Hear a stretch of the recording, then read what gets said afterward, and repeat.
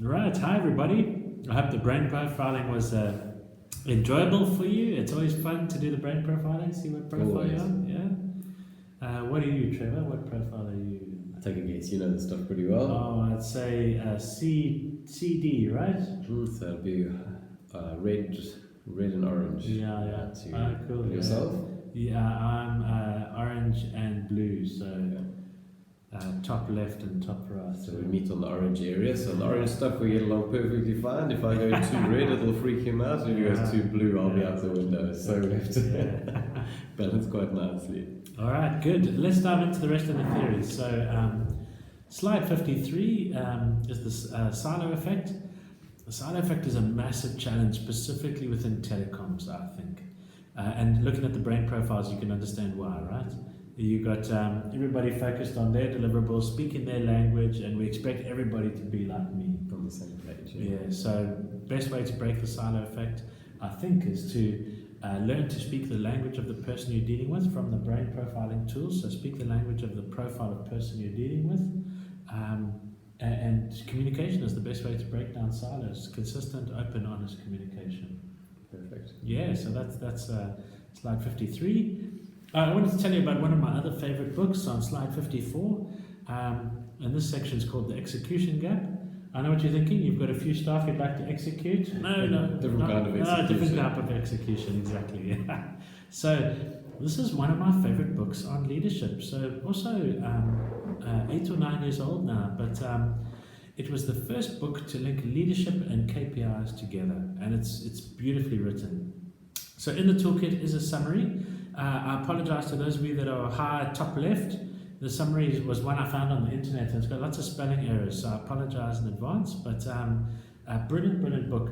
And the book is written as a letter from a mentor to someone that's just taken on a management role. And it's all about linking leadership to execution to KPIs. So how do you be a great leader, but with clear deliverables? And it's awesome, and the summary's in the toolkit. If I had to summarize the book, it's organizations don't execute unless the right person, individually and collectively, focuses on the right detail at the right time. So it's all about getting the right person focused on the right thing at the right time. So easy to say, so difficult to get to. Yeah. So we often, in a room like yours, will have 25 telco managers and say, from one business, right? And say, what do you think our company should be focused on? What should our top 5 KPIs be? How many answers do we get? 25, you know. Yeah, 25, even more, 30, 40. Everybody's focused in different directions. So for me, linking leadership to KPIs, getting clarity on those things, can you imagine if everybody was focused on the right thing at the right time? And I wanted to share a lesson for you from Ghana. We've got a customer in Ghana. So they turned the basement of their building into a war room, you know, like Churchill's war rooms in London, LCD screens and maps. There was even a dartboard with the opposing company CEO's picture on it. Yeah. And what they would do is every month, all 65 managers downstairs into the basement, and they would talk about the top 5 KPIs for the business, update and download. Those 65 managers would head back upstairs, cascade that back to their teams. And every single team in the business knew where the company stood on those top 5 KPIs with monthly updates. So do you think that would change how people behave? Yeah, the war room concept can work so well, just keep everybody focused and to have a bit of fun with it at the same time. Totally. So focused on the numbers that count. And imagine every single team is thinking like, how do we impact those numbers? And then they can measure the results of their actions because they're getting updated on the numbers every month. So there's so much power in getting everybody focused on the right thing at the right time. And have a think about how you might use that, even if it's just within your team, you know. What ratios, numbers could you look at? That could you share monthly?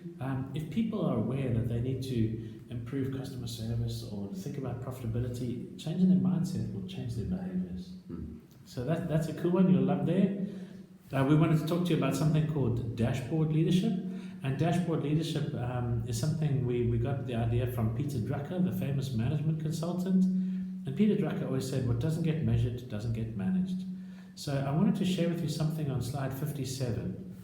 And the concept of dashboard leadership is, how might we help team members get clarity and focus on what they're meant to be doing? So I don't know about you, but for most people in the telecoms industry, their performance review is always a surprise. So what you thought you're meant to be focusing on is almost never what your boss thought you're meant to be focused on, right? Does that sound familiar to you? You're not alone. Almost every single person tells me what I thought my KPIs and deliverables were is always different when we have a performance review. So the concept of dashboard leadership says get real clarity on what you want your team members to be focused on and make that fun, visual and top of mind so that your performance review sessions are never a surprise again. People know exactly what they're meant to be delivering. Before the review. Way before, so they know week by week how they're delivering and what they're meant to be delivering. The concept of a dashboard is like this. Like you drive your car, you don't need to understand the whole car, you just look at that small screen, 6 indicators that tells you everything you need to know. So a dashboard is a powerful way to focus people on the KPIs that they should be focused on to add value to the business. And it used to be that a dashboard would cost you tens of thousands of dollars to make, but these days you can make a dashboard with live reporting from SAP, Excel, it'll pull from multiple sources for $10 a month. So in the toolkit there's a folder on dashboards, there's a set of Excel widgets, so if you like Excel there's some widgets, traffic lights and all sorts of other things, barometers and thermometers there for you, and then also a little white paper with some tools that you could use to build your own dashboards. And let me tell you what some people from the mini MBA have done. There was one guy, I don't know how he did it, but he got real life traffic lights. The South Africans call them robots, but traffic lights, and they were on red, amber or green. Now, and there was one by each team. So you would not believe how people would operate to get their traffic light back to green. Wow. Everybody said, yeah, Trevor, your traffic light's on amber or red, what's wrong, you know? People would work like anything to get back to green. So as you walked around the building, you'd actually see a was traffic light at each department. Yeah, so you don't get more visual than that. Some of the guys used barometers, actual versus budget. Some used star charts. There's lots of ideas, but is there a way you could take your team's KPIs and make them fun, visual and memorable? Some of the guys are mad about British soccer, so they have KPIs in the form of major, minor and Premier Leagues. You get a jersey to fit the league you're in, so you can see where everybody's at. Some of the guys are mad about golf, so their KPIs were an 18-hole golf course, best hole-in-one, best birdie of the week. Some of them were nuts about cycling, so best yellow jacket leader, most improved, Brilliant. all that good stuff. So there's real power in getting people focused on something visual. So what I want you to do now very quickly is for Alan to pause the video, and I'd like you individually to just have a think about what 3 to 5 KPIs would you want your team members focused on. So what 3 to 5 KPIs would you want your team members focused on, and how might you make that fun, visual and memorable? Is it the thermometer, barometer? Is it a sports match? What 5 KPIs, 3 to 5 KPIs do you want the team members focused on? And how could you turn that into something fun, visual and memorable? So Alan, if you could pause the video here, do that exercise and then report back, perhaps share a few per team with your speaker and your secretary like Trevor explained earlier, and then let's pick up the video again. So pause it here. See you soon. Yeah. And we're back. So hopefully you've done that report back. You should have got lots of cool ideas to add to your bright ideas sheet. And I just wanted to share a few more with you. So slide 58, the idea of a dashboard is 6 or 8 indicators, beautifully simple, and there's lots of tools in your toolkit that you could use to build these things. Slide 59 is a star chart, like you do for your kids on the fridge, working towards completion, some sense of progress, everything color-coded, traffic light colors. One of the guys from MTN turned his team's sales performance into an app. So all of those widgets can build your data into an app, mobile enabled for $10 a month. It's amazing. And then finally, I wanted to share with you this dashboard that comes from Angola. So one of the graduates of the Telecoms Mini MBA, based out of Angola, he did this dashboard on slide 61 in Excel. So he's obviously an Excel wizard, beautifully simple, my whole team, and visual with color coding, red, amber and green, where the team was sitting. So straight away, looking at slide 61, I can see Mustafa is the person that needs the most help, and I can probably use Mohammed to coach him, because at a glance I can see Mohammed is the most ahead, and Mustafa's got the most red traffic lights and progress. So beautifully simple.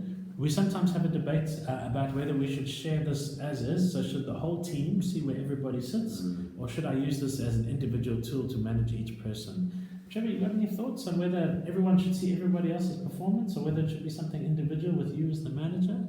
What's your thought? I'm going to avoid going to the it depends because I think that's a cop out. My belief on it is like what we covered in the identity iceberg. Everybody's motivated in very different ways. So you're going to have to take a case-by-case basis with each person. Some people prefer their feedback in private on a one-to-one basis because you can really, especially the more introverted people, whereas the extroverts, you can often do it on a team basis. And maybe it depends on the KPI. If it's a team KPI, then obviously as a team we need to live and die together. If it's an individual, because it's hard to be held accountable to a KPI that's outside of your power. So on a case-by-case basis, you as managers will know, or you'll already be doing this. What's on a case-by-case, what's right for each person. So that's a super comment. And then with those apps, it's possible to have a public dashboard that will be a team result, and you as the manager at each individual could click down into their individual dashboard. So the reason I wanted to share this with you is that these tools are available to managers for free to $10 a month, and they're so powerful. So take the opportunity now on your Bright Ideas sheet to just record anything that you might want to add to your Bright Ideas sheet from these ideas so far. So Alan, if you could stop the video now, capture anything in your Bright Ideas sheet that you think could be valuable, and then we'll carry on. Okay, good. All right. So head to slide 63. We say, are they leader? You can be judged as a telecoms manager not on how good you are, but the results of your team. Crazy, right? So you get hired on your technical skill, promoted on your technical skill, and then judged on the results of a team. Other people. Other people's results. And no one ever told you. I don't know about you, but nothing in my degree helped me to manage people and motivate people. So actually, our job as managers, our most important job is to focus on the work of the team. How can we enable the team? Now, remember earlier today we said to you, how many hours a day are you truly productive? For most of us, it's 2 hours a day that we're truly productive. Of those 120 minutes, Trevor, how many minutes do you think the average manager spends on leadership? On leadership? Yeah. At risk of guessing an answer, you tell me. Yeah, good answer.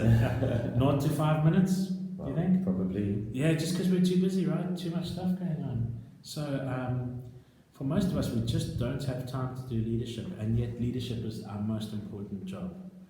So many managers think that leadership is 2 staff trainings, 1 staff retreat, and a team building activity, once a year.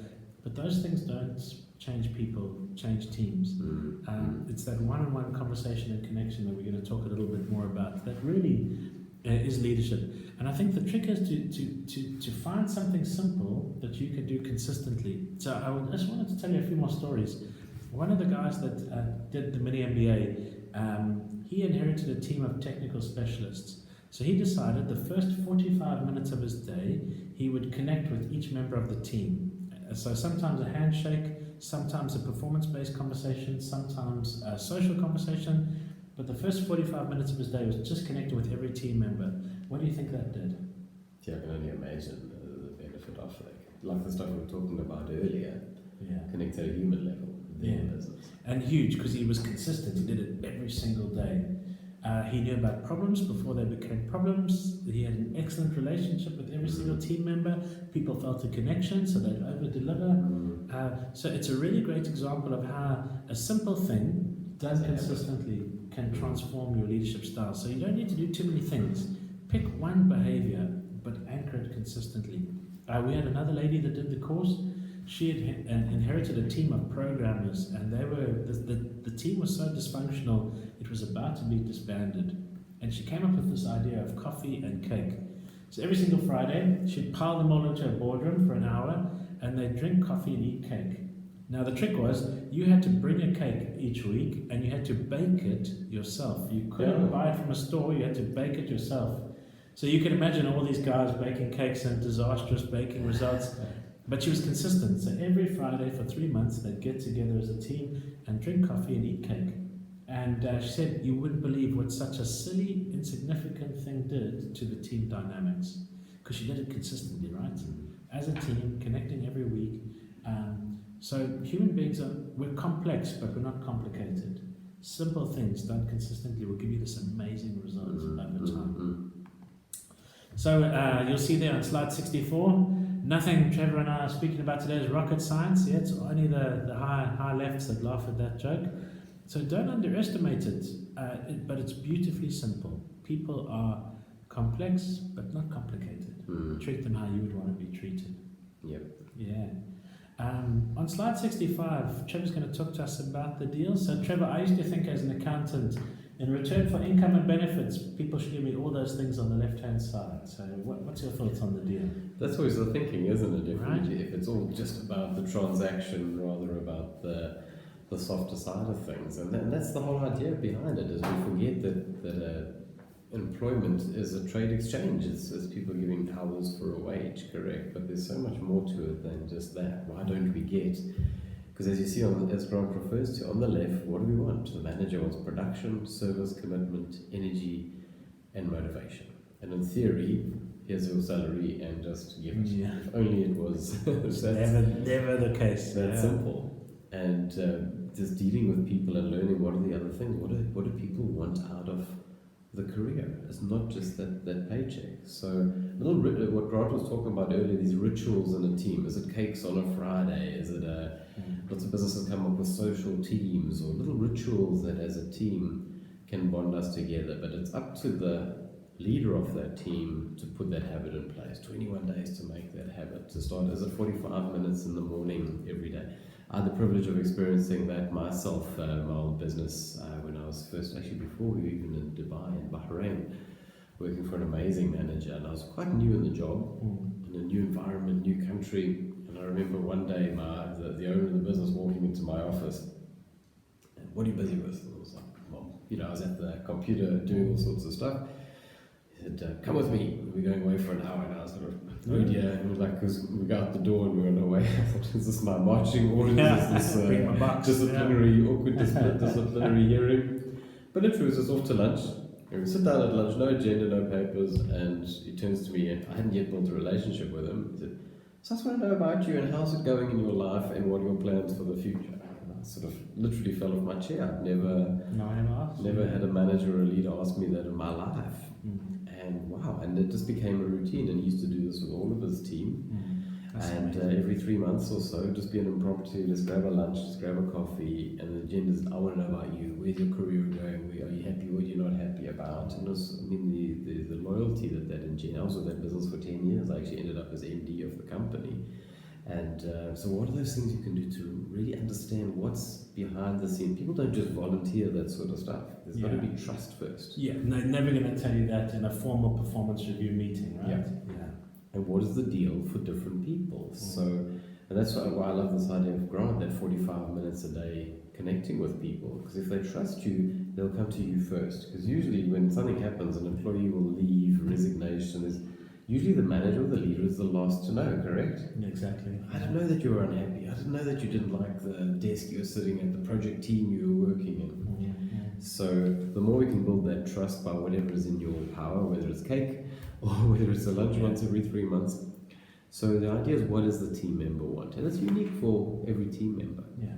But generally, marketability, yes, they're growing their careers, growing their jobs, they want to be able to sell. There's growth and development within the role as well as outside of the current position. Status, achievement, there's that recognition. Do we have recognition levels within? I love the yellow jersey or the sporting analogies. If people do a good job, recognition is important. And obviously then, and you notice income benefits are at the bottom of that scale. Yeah.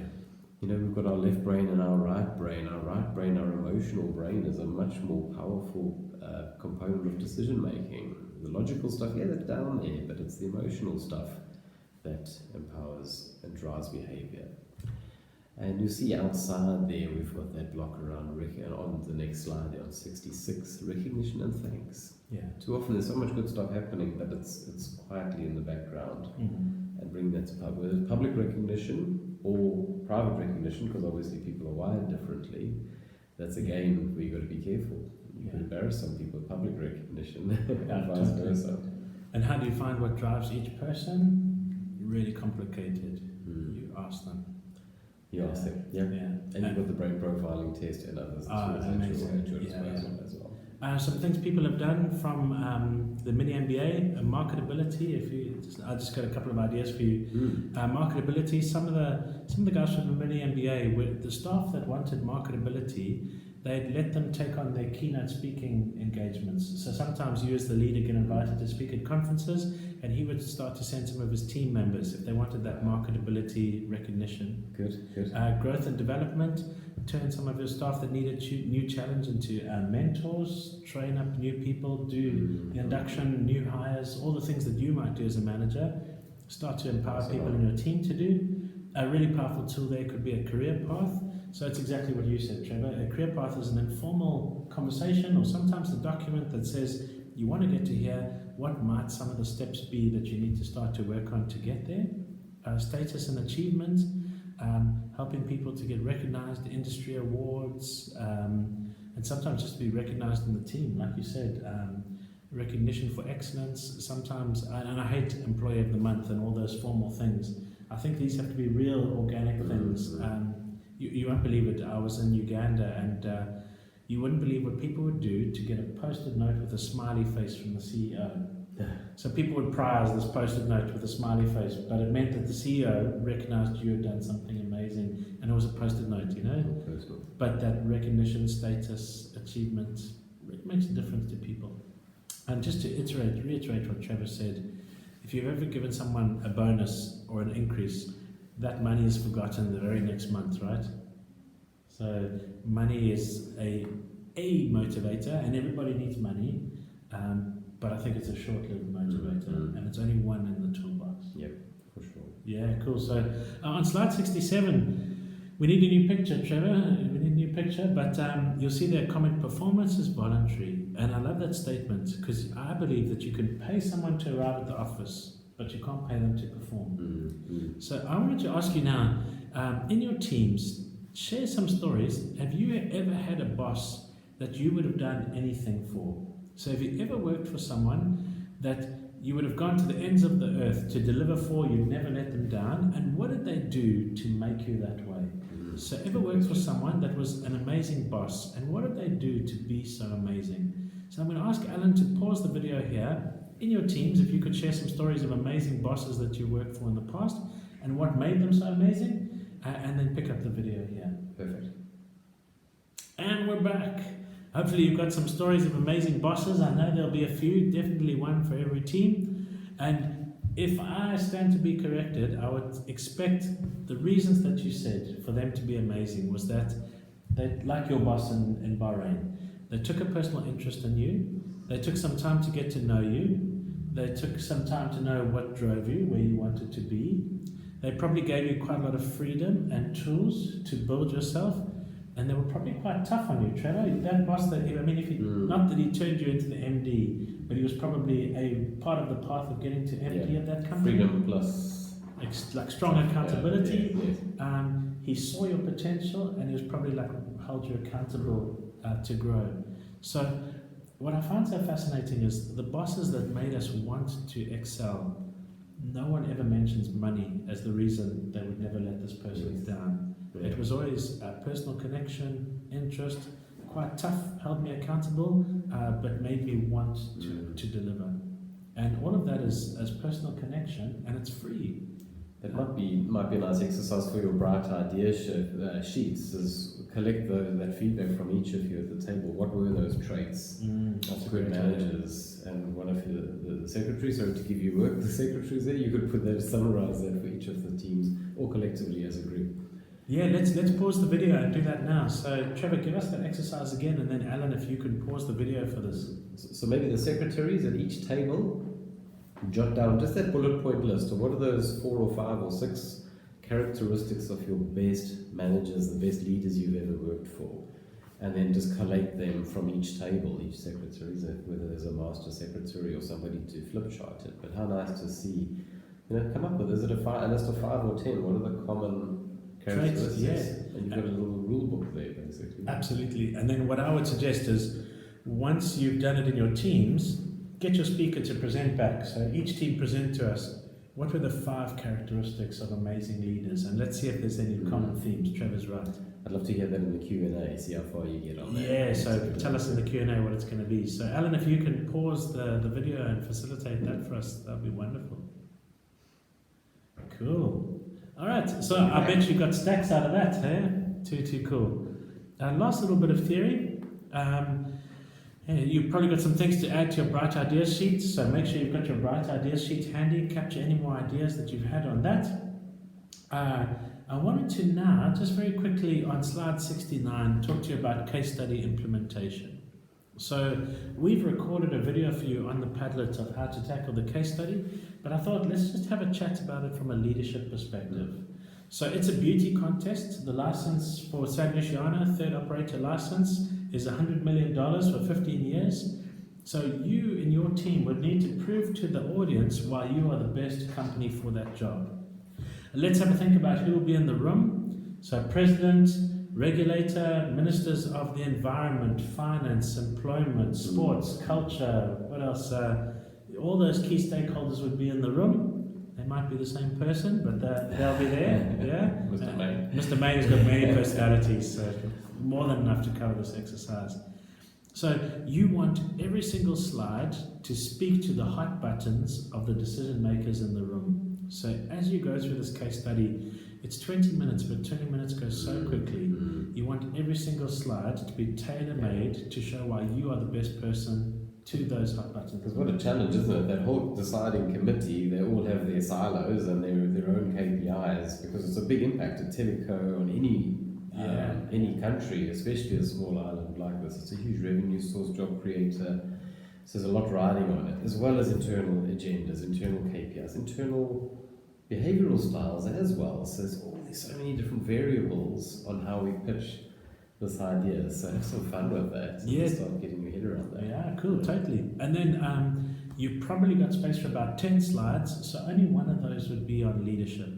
So for me, on the leadership slide, you might want to put your leadership team. So you could make up a famous person or team of people, or you could use yourselves.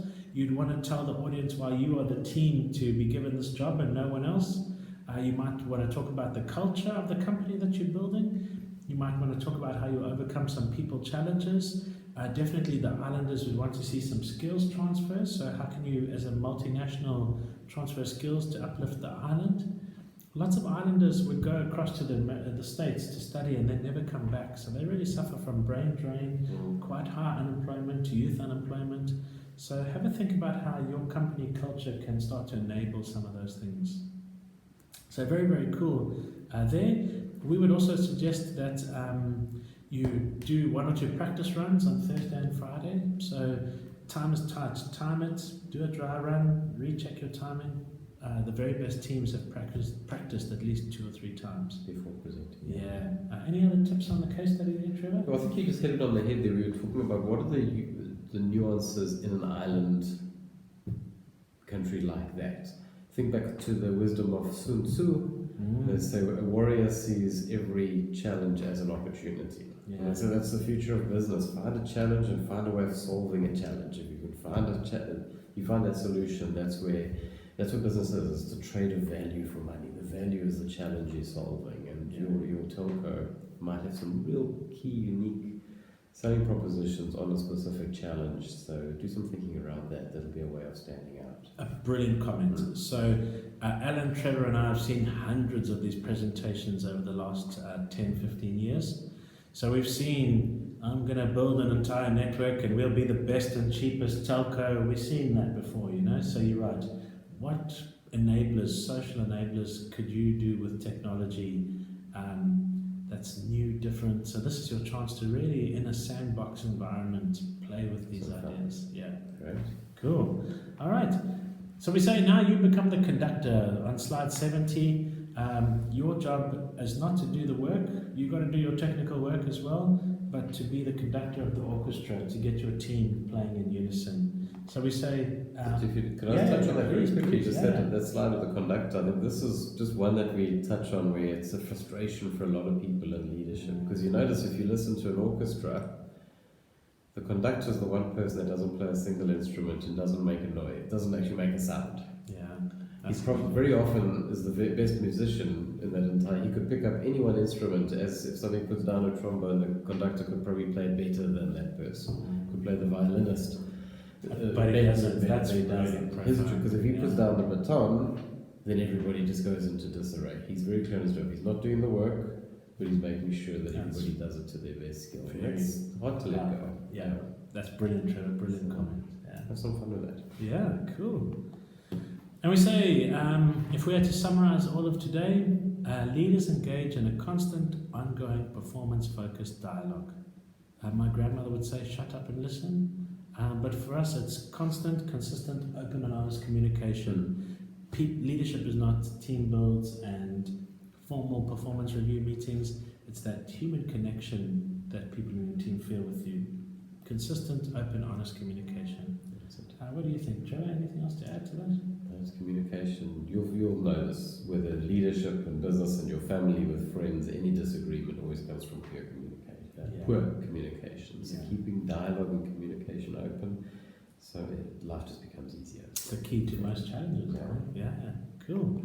And we say, now your choices become real. Over to you. Grab your bright ideas sheet.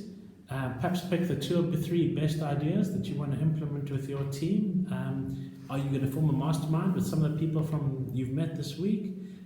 We really encourage you to take 1 or 2 things and take them and use them with your team.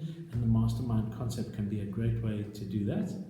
We're going to have some time now for question and answer, and then head into the case study section. So, Alan, if you can pause now, and we'll do some live Q&A. And then very best of luck for your case study, and we're looking forward to seeing the results. Very much so. Yeah, see you soon. Yeah, lovely to work with you. Bye-bye. Bye.